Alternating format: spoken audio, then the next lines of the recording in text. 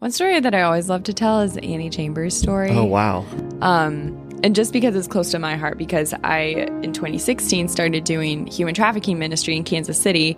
And so we just reach out to women who are being trafficked and try to offer them a way out if they're interested. And so Annie Chambers, she actually owned a brothel in Kansas City back in the early 1900s.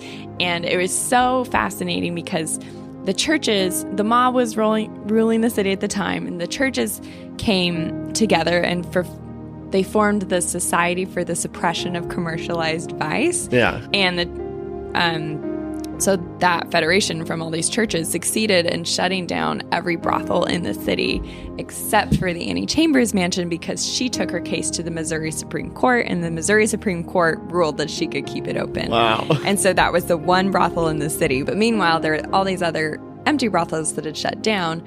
And so Reverend David Bulkley, with his wife Beulah and their one daughter, moved into an empty brothel building next door, and they started what became City Union Mission as a ministry to the homeless.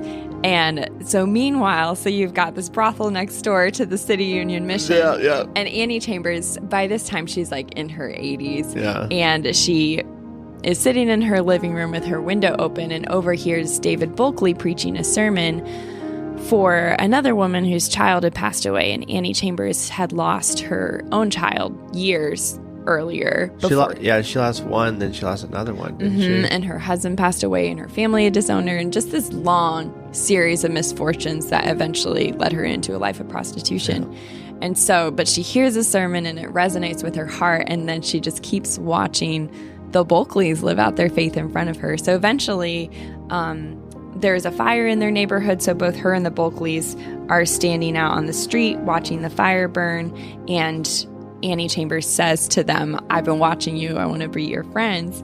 And so through that, she becomes a Christian, and on her death, she bequeaths the mansion to City Union Mission. Before passing away, she told the Kansas City Star, she said, "Isn't it strange that in this house, where so many women have led a life so far from what was right, now I, the worst of them all, have turned the place into a mission for the saving of just such women, and am preaching to them the gospel of salvation. That old book, the Bible, is a great comfort to me. But of all its beautiful texts, the best to me is the promise, though your sins be as scarlet, they shall be white as snow. Though they be red like crimson, they shall be as wool."